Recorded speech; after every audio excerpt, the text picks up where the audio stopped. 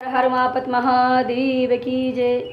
प्रभु मेरा प्रणाम स्वीकार करो। माता पार्वती की जय। माँ मेरा प्रणाम स्वीकार करो। गुरु भाई बहनों को मेरा प्रणाम स्वीकार करो। भक्तों, मैं आज एक शंकर जी की कथा लेकर के आई हूँ। भक्तों, शिव भक्तन की कथा एक है। कथा शुरू करने से पहले कथा को आइए सुनिए, आनंद लीजिए। कथा शुरू करने से पहले भक्तों इस बात का ध्यान दीजिए कि ये कथा बहुत अच्छी है। आज की कथा इसलिए अच्छी है कि मैं कथा कह रही हूँ इसलिए अच्छी है, भगवान भोलेनाथ की कथा है भक्तों। और इस कथा को अधूरा न छोड़ें, कि अधूरा छोड़ने से भगवान भोलेनाथ का अपमान होता है और जो है पूरा सुनने से ज्ञान मिलता है। तो ये कथा को शुरू करते हैं देर न करते हुए भक्तों। एक जो है माई थी, बूढ़ी थी, वृद्धा थी, और जो है उनके पास अपना कोई सगा संबंधी भी नहीं था और कोई जमीन जायदाद भी नहीं थी भक्तों। कोई संतान औलाद भी नहीं थी। वो भगवान शिव की परम भक्तन थी, वरन पूजा पाठ करती थी और शिव जी की कथाएं कहा करती थी, शिव जी की स्तुति करती थी भक्तों। और जो है ऐसे उनका समय बीतता जाता था। प्रतिदिन शिव जी के मंदिर को जाती, वहाँ पर दीप जलाती, शिव जी की आराधना करती, सत्संग किया करती थी। और जब शाम को घर पे आती अपने, तो अपने जो है जो घास फूस की झोपड़ी बना रखी थी उसी में बैठ करके अपना जो है भगवान का ध्यान करती, शिव जी का, और जो है भजन कीर्तन कथाएं कहा करती थी। जब वो कथा कहती थी तो बहुत भावुक कथा कहती थी, उनकी मधुर वाणी को सुन करके और जो भाव विभोर होकर के कथा से गांव के आसपास जो बच्चे होते थे वो दौड़ कर आ जाते थे, कथा को सुना करते थे।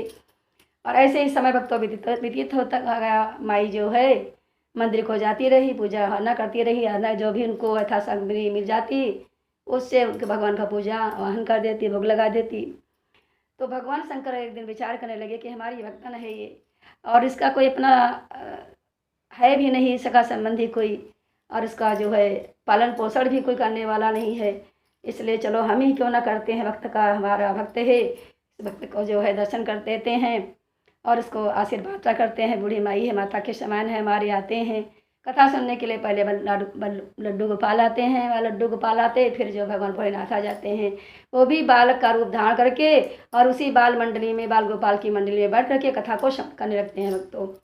समय बीतता जाता है और जब चले जाते हैं कथा सुनते हैं, प्रसाद जो भी था सामग्री उसने माई के पास जो भी होता था, बेचारी लाचार मजबूर थी, कुछ उसके पास था नहीं, लेकिन भगवान शिव की भक्ति सतबंधी बड़े प्रेम से भगवान का संकीर्तन करती थी और बिना भगवान को भोग लगाए स्नान करे मंदिर जाए कुछ भी जलपान नहीं करा करती थी। इतनी श्रद्धा थी प्रभु के प्रति, भगवान शिव के प्रति। तो जब भगवान शिव आए बाल गोपाल के रूप में बैठ करके उसी में कथा सुनने लगे, कथा समाप्त हुई। जो भी प्रसाद हुआ, बूढ़ी माई हमको भी प्रसाद दे दो, माई ने सबको प्रसाद दिया।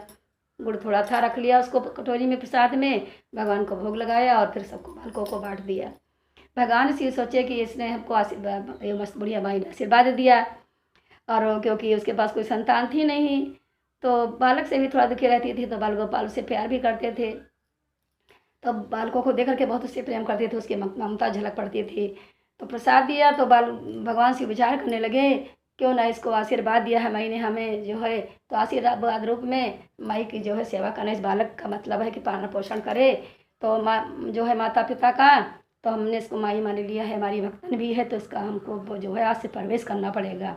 अब उस दिन से भगवान शिव उसके लिए जो है कुछ न कुछ भोजन की व्यवस्था लग, कभी फलाते कचेड़े करके आते, कभी भोजन करके आते। और इधर कार्तिक का महीना था, वो गंगा के घाट पे जो है प्रतिदिन स्नान करने जाती थी, और जो है वहाँ पर जो है तुलसी का पेड़ था एक, तो उस तुलसी के पेड़ में शाम को जो है जब जाती गंगा को स्नान करती, गंगा जी को माँ को आरती देती और शाम के समय दीप जलाया करती था। ऐसे समय व्यतीत होता गया। भगवान शिव आते थे और भोजन दे जाते थे, कथा को सुना कर जाते थे, इसका समय बीतता गया। बड़ी प्रसन्न थी माई हमारी बड़ी बेचारी प्रसाद को पा करके।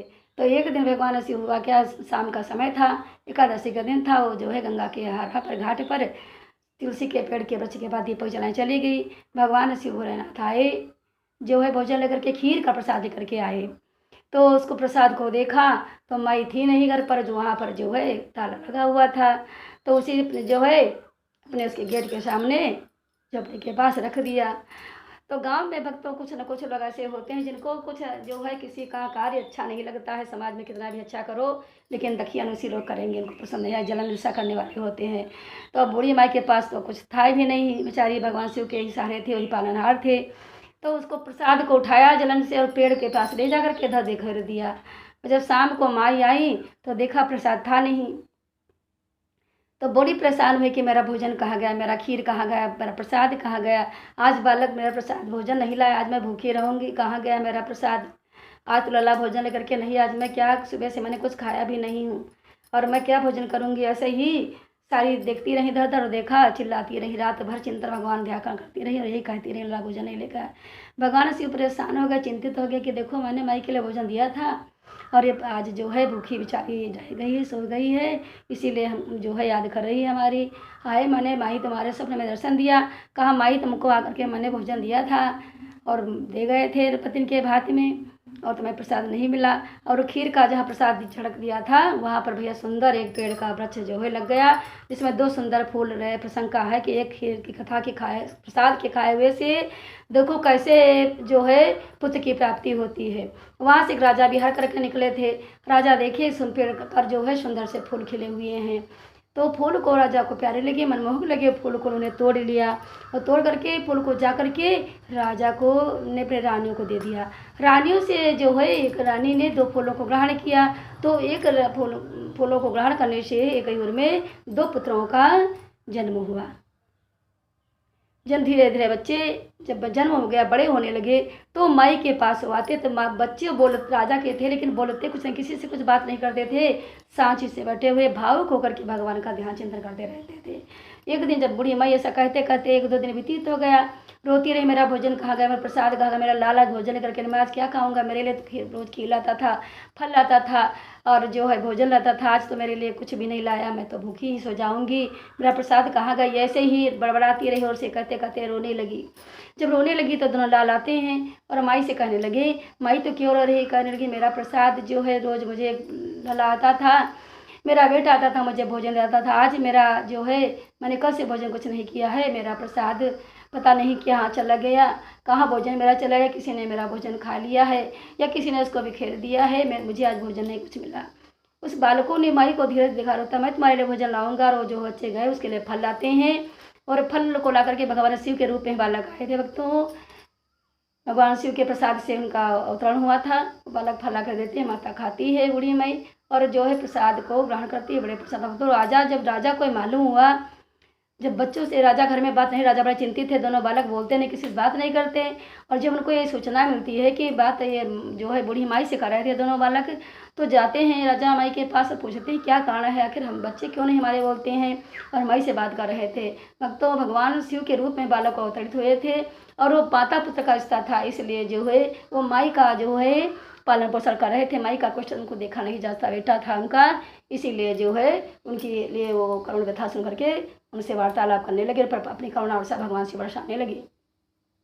भक्तों जब इस प्रकार राजा को मालूम हुआ तो उन्होंने माई को अपनी शरण में ले लिया, माई समझा और बेटे को पुत्र समझा और उनकी परवरिश करने लगे। और आज से जो है बुढ़िया माँ के सारे कष्ट उद्धार हो गए। उनके राजा के दरबार में जाकर रहने लगी और उसके खाना पानी की व्यवस्था की, वस्त्र की सारी टेंशन फ्री हो गई। ऐसे भगवान से दिवाली भक्तों हैं, जिसका कोई नहीं होता उसको हमारा सदाशिव भगवान डमरू वाला होता है। भक्तों तो 3 सूत्रों को पालन कीजिए, भगवान भैरनाथ को गुरु मानिए, इनकी दीक्षा लीजिए और ध्यान समाधि और नमः शिवाय का जाप जय जय भोले हर हर बोले, जय मुक्तेश्वर धाम की हर हर महात्मा कथा। भक्तों रोचक लगे, ज्ञानवर्धक लगे तो मेरे चैनल को सब्सक्राइब करिए, लाइक करिए और कमेंट बॉक्स पर जय हर हर महादेव से लिखकर भेजिए। भैया पार्वती की जय हो।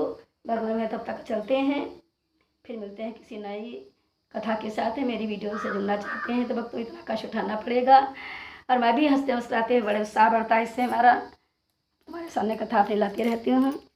तो आइए, हर हर महादेव की जय। ऐसी गाड़ी को आराम देती हूँ।